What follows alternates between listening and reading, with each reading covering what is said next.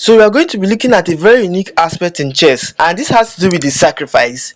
Take this position for example. You can see that this bishop is almost as good as trapped, and we can also see that we can lure the queen, and once the queen steps foot in the same position as its bishop, it's definitely trapped. So what do?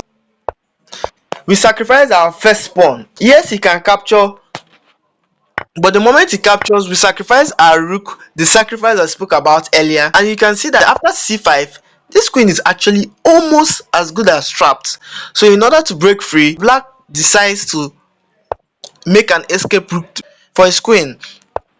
We simply block that, and he keeps fighting back, of which we can't resist for long. And once this happens, we simply grab a pawn, be up a pawn, and even threaten to capture the pawn on c6. He moves his rook so that when we capture the pawn on c6, his rook won't be under attack. And here we unleash the idea behind capturing the pawn on c4. We sacrifice the bishop, trying to attract the king. Once the king captures, you give a check to the king, and your queen is entering the game, and this is almost as good as checkmate. I've scrolled through all of social media, and very few content creators talk about this in chess, and this is the coordination. Coordination means that pieces protect each other and function together as a structure. In this position, we can draw a line from the king through all of its pieces in the way they protect each other.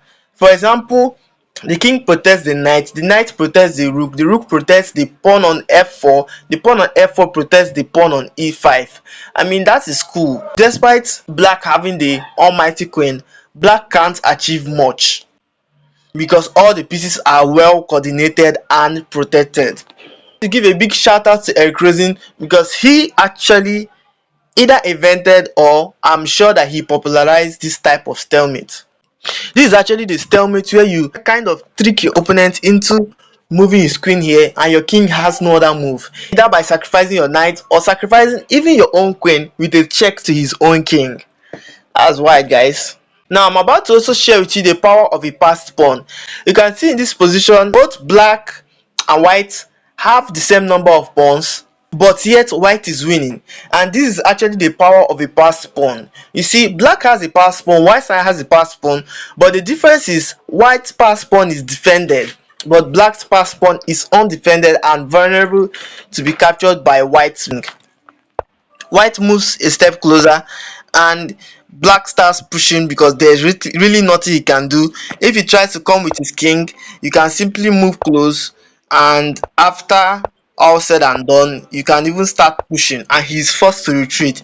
And in this particular position, this is actually bad for him because the moment you retreat, you can capture, he moves closer, and you too move closer, and the moment he plays this, you can simply come with your king, and this is as good as game over because you win this pawn. You can still either push it, or if he tries to defend it, you can still go for his other pawn, and you are definitely winning the. Now we have talked about passed pawns, let's talk about isolated pawns.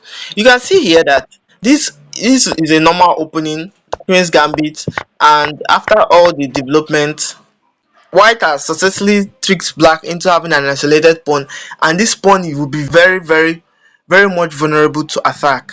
And for some reason, white's next move will shock you, because white just out of the blues played g4, and his idea was simply being, after, I don't know, I guess he gives black another passed pawn. When two or more pawns have a similar configuration, it's called pawn island. You can see here that black has 3 pawn islands, and it actually sucks.